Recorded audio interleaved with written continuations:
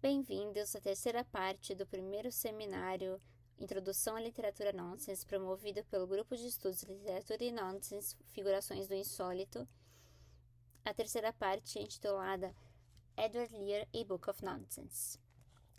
Edward Lear, expoente inglês e pai do nonsense, nasceu em Londres em 1812 e faleceu na Itália em 1888, tendo passado longos períodos em viagens pela Itália, Grécia e muitos outros destinos, que influenciaram a sua obra e traziam seu olhar vitoriano, na medida em que suas personagens são estrangeiras e carregam a ideologia inglesa de que a Inglaterra era culturalmente superior aos outros países.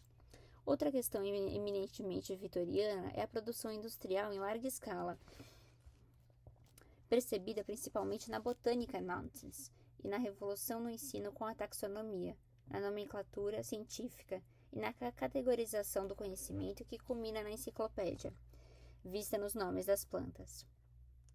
A Inglaterra vivia um momento histórico de ápice do seu desenvolvimento industrial, tecnológico e social, sendo considerada uma grande potência.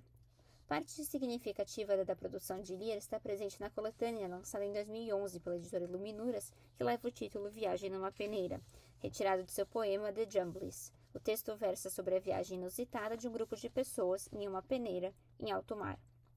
Ao longo da narrativa, ambientes que habitam o imaginário do escritor mesclam-se a localidades reais.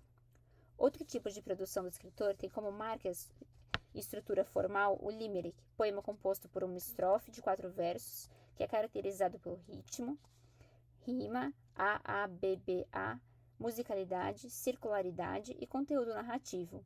De acordo com Vivian Noakes, organizadora e autora da introdução e das notas do livro Edward Lear, The Complete Verse and Other Nonsense, e também autora do livro Edward Lear, The Life of a Wanderer, Lear nasceu em Highgate, região localizada ao norte de Londres, em 12 de maio de 1812. Lear teve 21 irmãos. Seu pai era um acionista da Bolsa de Valores e sua família era da classe média. Quando Lear tinha 5 anos, os negócios de seu pai faliram e ele foi preso por fraude e endividamento. A família de Lear mudou-se e só depois de muitas décadas retornou a Highgate. Lear foi criado por Anne, sua irmã mais velha, que com amor o ajudou a diminuir a tensão de sua infância conturbada. Lear sempre foi doente. Quando criança, já tinha asma, miopia e epilepsia.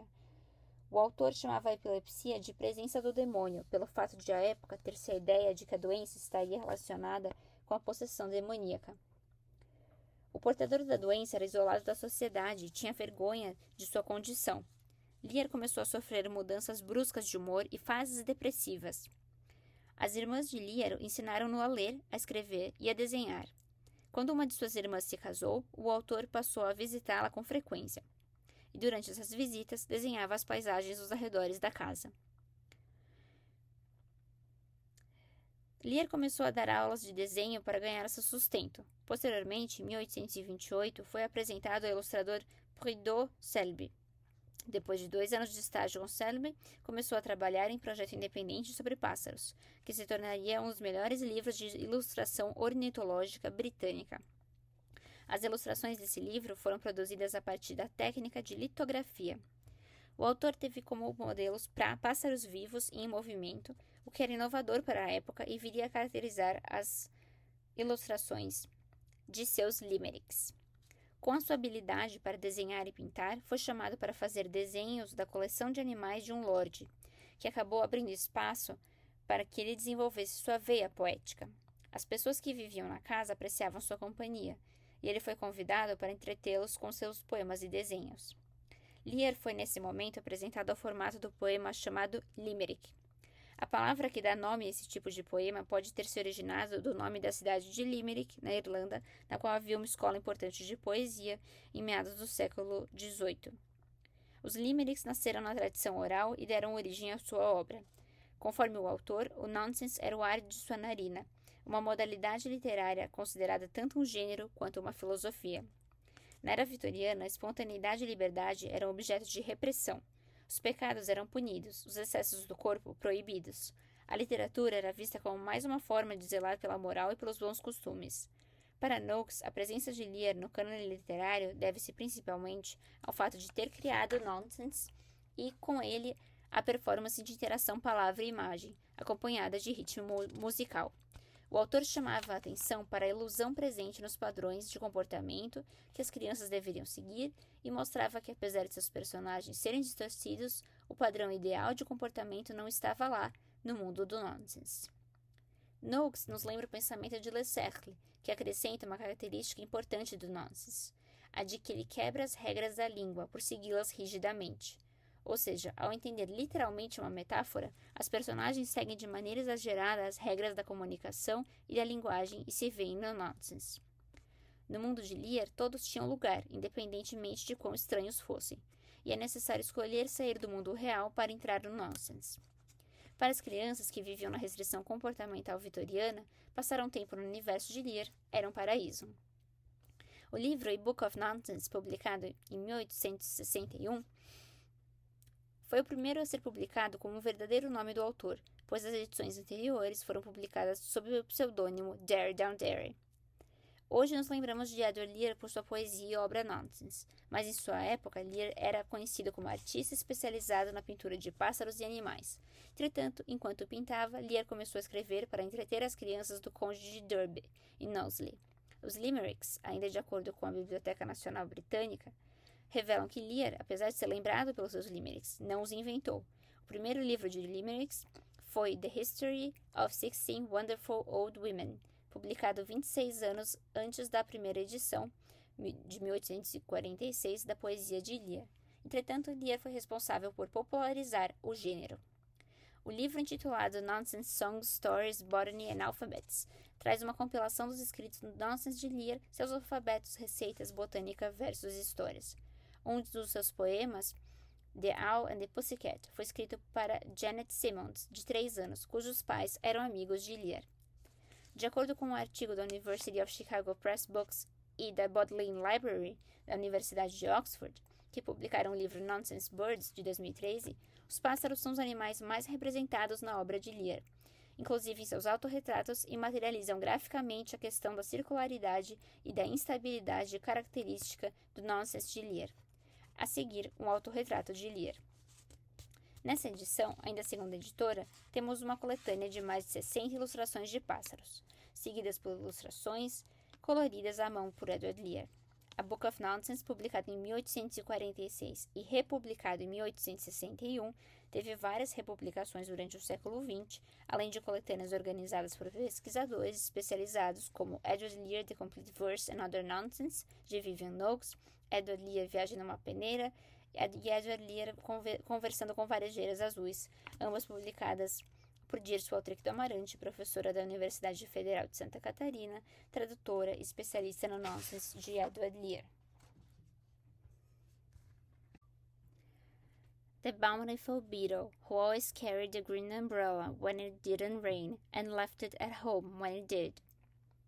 O abundante besouro, que sempre carregava um guarda-chuva quando não chovia, e o deixava em casa quando a chuva vinha. Nesse excerto de Edward Lear, retirado de The Complete Verse and Other Nonsense, organizado por Vivian Noakes de 2001, temos um besouro que carrega um guarda-chuva verde que quando não chovia e o deixava em casa quando chovia, contradizendo completamente o propósito de usar um guarda-chuva. O acessório deixa de ser algo utilizado de forma funcional e passa a ser algo que qualifica o animal. O besouro também é caracterizado como bountiful, ou abundante, e apesar de a ilustração corroborar seu tamanho, a ilustração mostra que o guarda-chuva é bem pequeno e não parece protegê-lo em nada. O limerick, acompanhado da ilustração, remete a diversas incongruências, especialmente quando consideramos que o besouro é um inseto cujo corpo é recoberto por uma película grossa que não o deixaria molhado com facilidade. O besouro é grande e está pareado com um guarda-chuva pequeno que não é usado quando chove, o que neutraliza o seu propósito e o torna desnecessário. O próprio nome do animal, Bountiful Beetle, é contraditório, pois o nome referencia o tamanho, enquanto a ilustração e o texto referenciam a incongruência entre o tamanho do guarda-chuva e o do besouro, repropondo a característica refletida no nome e o uso incoerente do guarda-chuva, que é o que caracteriza o besouro no texto. O besouro, ora caracterizado como grande, ora como um usuário incoerente de um objeto com clara função determinada, coloca todas essas questões como arbitrárias e faz com que a sua caracterização, o seu nome e a função do guarda-chuva sejam todos flexíveis, como a mudança de um traço ou a troca de uma letra, imotivadas e arbitrárias em seus signos. As personagens em Edward Lear são instâncias linguísticas construídas em meio às tentativas de reorganizar as referências ao mundo. São uma maneira de reafirmar a experiência em meio à instabilidade camuflada de certeza que rodeia o nonsense literário. There was an old man of Berlin, whose form was uncommonly thin, till he once by mistake was mixed up in a cake, so they begged that old man of Berlin. Havia um velho de Berlim que era extremamente magro, até que um dia, por engano, ele foi misturado à massa de um bolo e assaram aquele velho de Berlim. No caso do limerick reproduzido, o homem de Berlim vê-se em uma situação inusitada, de acordo com o texto verbal, em que sua magreza o leva a ser misturado, por engano, com a massa de um bolo. No texto visual, entretanto, vemos que o homem se encontra deitado em uma mesa em que cozinheiras preparam o bolo, e apesar de ser um homem de tentar chamar a atenção delas, com os braços estendidos e a boca entreaberta, é misturado ao bolo como se fosse realmente uma parte dele. Também é curiosa a ideia de que um homem, particularmente magro, poderia ser útil para a massa de bolo. A atenção na expressão facial do homem, que se contrapõe à expressão das mulheres que preparam o bolo. O forno, referido no texto verbal, não aparece na ilustração, no texto visual, e o momento captado, que é o momento da confusão, do engano, o momento em que o homem deitado está permanentemente suspenso entre ser homem e ser massa de bolo, sem ser efetivamente nenhum dos dois e sendo ambos ao mesmo tempo. É esse momento tensional que confere a arbitrariedade identitária do homem, que não tem nome e é apenas um velho de Berlim extremamente magro, genericamente tipificando o sujeito que sofre um evento extraordinário. There was a young lady whose bonnet came untied when the birds sat upon it, but she said, I don't care, or the birds in the air are welcome to sit on my bonnet. Havia uma jovem cuja touca desamarrava quando os pássaros nela sentavam. Quando ela disse, não me importo, todos os pássaros que estão no ar são bem-vindos em minha touca. No limerick There was a young lady whose bonnet, temos na ilustração uma jovem cujo chapéu desamarra-se quando os pássaros pousam nele. Mas isso, ao invés de incomodá-la, fazia convidar todos os pássaros a participarem da brincadeira. No texto visual, temos diversos pássaros ao redor da moça, que se equilibra na ponta de um dos pés e está fora do eixo central, inclinada para a esquerda, mas mesmo assim consegue se equilibrar, com ambos os braços esticados, cada um para um lado, quase em posição de voo. Uma das pernas, também esticada, forma um ângulo de 90 graus, e a touca, que apesar de desamarrada, oferece suporte para 5 pássaros pousarem nela e ainda atrai mais 11 pássaros que sobrevoam em sua direção. A jovem não tem nome e é caracterizada apenas pelo fato de usar a touca e ter a atenção dos pássaros, ela mesma guardando forte semelhança com eles. A posição de seu corpo parece sugerir que ela também vai alçar voo com seus membros suspensos no ar. Ela não se preocupa com a possibilidade de cair e se inclina para a esquerda, deixando seu peso e o dos pássaros que acompanham claramente desbalanceado para a esquerda. Os traços de seu rosto também são tranquilos. A boca em meio sorriso e os olhos fechados. A jovem, de certa forma, compõe uma unidade com os pássaros, de modo que não se vê uma separação ou clara distinção entre ela e eles, ambos em seu habitat natural. There was an old man who said, Hush, I perceive a young bird in this bush. When they said, Is it small? He replied, Not at all. It is 4 times as big as the bush. Havia um velho que disse, que susto, veja um passarinho nesse arbusto. Quando falaram dos pequenos, responderam-lhes mais ou menos, é 4 vezes maior que o arbusto. Questão semelhante pode ser percebida no limerick There was an old man who said hush, em que a aproximação do homem e do pássaro no texto visual leva a uma identificação na alteridade, com o homem na ponta dos pés, seus braços esticados para trás e seu paletó em determinado formato, reunindo características que remetem às asas do pássaro e ao próprio pássaro. Seu corpo arredondado lembra o corpo do pássaro, assim como sua bengala inclinada para cima e para trás lembra as asas da parte lateral do corpo do pássaro. Praticamente não há distância no texto visual entre o homem e o pássaro, cujos olhos remetem um ao outro e ao encontro dos dois, formando com a imagem quase que um reflexo. No texto verbal, temos um homem que silencia outros, que não estão na imagem, pois notou um pássaro no arbusto. Quando os demais perguntam a ele se o pássaro é pequeno, ele responde que o pássaro é 4 vezes maior que o arbusto. Essa questão do tamanho é reforçada pela imagem, pois o pássaro tem quase o mesmo tamanho do arbusto. Pois o pássaro tem quase o mesmo tamanho do homem, e o arbusto parece ser grande o bastante apenas para abrigar seus pés. Outra questão curiosa é o fato de o homem ter que chamar a atenção dos outros para um pássaro tão grande, que seria facilmente percebido, dado o tamanho dele e do arbusto. There was an old man with an owl, who continued to bother and howl. He sat on a rail and imbibed bitter ale, which refreshed that old man and his owl. Havia um velho com uma coruja, que continuava incomodando e uivando. Ele se sentou em uma cerca e bebeu cerveja, o que refrescou aquele velho e sua coruja. Nesse limerick, temos no texto verbal um homem com uma coruja que incomodava e uivava. A solução para essa perturbação sentida pelo homem é sentar-se e beber cerveja, deixando-o refrescado, o que não guarda nenhuma relação com a origem do incômodo, nem mesmo faz sentido se considerarmos que, de acordo com o texto visual, o homem identifica-se com a coruja, senta inclinado para o mesmo lado. Tem os olhos semelhantes, nariz parecido com o bico, as abas de seu casaco de cauda parecendo-se com as asas da coruja, e até sua mão esquerda, do ponto de vista do observador, levantada lembra o pé da coruja, que também está levantado. There was an old man on whose nose most birds of the air could repose, but they all flew away at the closing of day, which relieved that old man and his nose. Havia um velho em cujo nariz pousavam muitas aves de cor gris, mas o bando todo partia ao final de cada dia, aliviando esse velho e seu nariz. No limerick There was an old man whose nose, temos na ilustração um homem que caminha com os braços estendidos, cada um para um lado, a perna esquerda na frente da direita, como se estivesse no meio de um passo, como se estivesse sido representado no meio do movimento. Temos também uma série de pássaros que pousaram em seu nariz, extremamente longo, e diversos outros voando mais ao longe.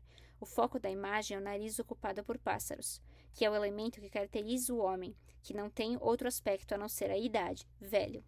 Apesar de muitos pássaros pousarem em seu nariz, ele não parece incomodado e se equilibra, apesar de estar no lado extremo direito da imagem e de seu nariz ocupar quase todo o enquadramento da ilustração. No texto verbal, o fato de os pássaros pousarem e repousarem em seu nariz parece algo habitual, e essa percepção é reforçada pelo fato de que todos os pássaros voavam para longe no fim do dia, aliviando o homem em seu nariz, fato que não é percebido na imagem que captura um instante decisivo. There was an old person of Hove, who frequented the depths of a grove, where he studied his books with the wrens and the rooks, the tranquil old person of Hove. Havia um velho de Hove que frequentava as profundezas de um bosque, aonde ele estudava seus livros com as carriças e as gralhas, aquele tranquilo velho de Hove. No limerick There was an old person of Hove, de acordo com o texto verbal, não temos o nome da pessoa. Sabemos, entretanto, que ela frequentava um bosque onde lia seus livros com os pássaros. Temos a imagem de um homem deitado de bruços, com suas pernas esticadas para trás e seus pés virados ao contrário e inclinados para o bico do pássaro sentado em sua perna. Temos também 2 pássaros, um pousado sobre sua cabeça e o outro aninhado sobre seu braço esquerdo, que parecem acompanhar a leitura do livro. O nariz avantajado e pontudo do homem remete ao bico dos pássaros. Há também 2 pássaros pequenos ao lado de suas mãos, que têm suas caudas levantadas e parecem olhar para o livro. There was an old man of Elhams, who lived upon nothing but crumbs, which he picked off the ground with the other birds round, in the roads and the lanes of Elhams. Havia um velho de Elhams que vivia à base de migalhas, que ele pegava do chão com os outros pássaros nas ruas e avenidas de Elhams. No limerick There was an old man of Elhams, temos no texto verbal um homem caracterizado pelo local em que vivia e pelo fato de viver de migalhas, encontradas no chão das ruas e avenidas, acompanhado dos demais pássaros. O local rima com as migalhas, hums, crumbs, e o chão e o círculo que ele forma com os pássaros também rimam, ground, round. No texto visual, temos todos os pássaros formando um semicírculo com um homem, todos posicionados com a cauda para cima. No caso do homem, são as abas de seu casaco de cauda, tradicionalmente usado na Inglaterra do século XIX e ainda hoje para ocasiões formais que se assemelham à cauda dos pássaros. Seus braços parecem-se com as asas, esticados para cima e para trás, e com o nariz ou bico para baixo, encostando no chão e bicando migalhas. Novamente, temos o homem retomando a posição dos pássaros, entretanto, a posição homem-pássaro, a oposição Entretanto, a oposição homem-pássaro é simultaneamente desconstruída quando o homem, com seu casaco, que sugere penas, seus braços, que sugerem asas, seu nariz, que sugere um bico, e seu posicionamento de cabeça baixa e quadril alto, alimentando-se de migalhas no chão, sugere que há uma linha tênue entre as definições de categorias, ao usar um chapéu e viver em meio aos pássaros, como um igual e ao mesmo tempo diferente, pois apesar de sua atividade peculiar para os homens o distinguir dos demais, ele é um velho de araras, um sujeito idoso, de uma região que sugere o nome de uma espécie de pássaro. O homem pode definir-se como quiser, pois sempre habitará o espaço entre homens e pássaros. Suas roupas confirmam que é um homem que está em outra categoria, mas ao mesmo tempo é um pássaro. Por seu comportamento e posição física, pertence a essa categoria. Todavia, nenhuma das categorias é totalmente comprovada ou negada, embora ambas estejam sugeridas. O lugar do errante, o lugar inacessível, é apontado por Kristeva. Segundo a lógica extrema do exílio, todas as finalidades deveriam consumir-se e destruir-se durante a correria louca do errante em direção a outro lugar, sempre afastado, não realizado, inacessível. Kristeva, 2017, página 16.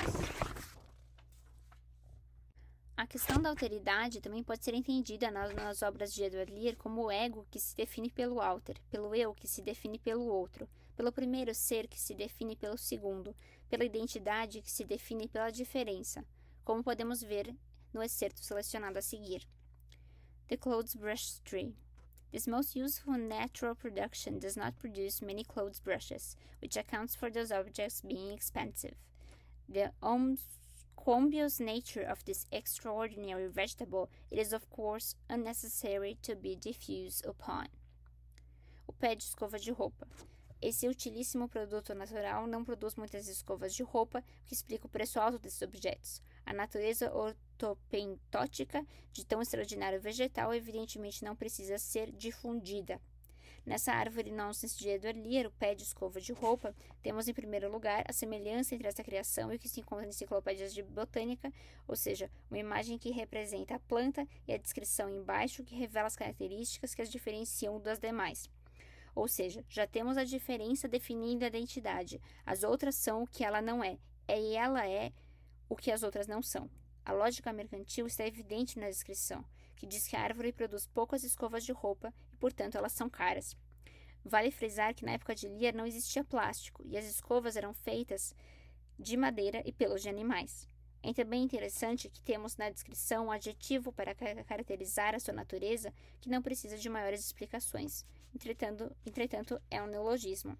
Ou seja, o conhecido, que não precisa ser mais explicado a fundo, é, na verdade, o desconhecido.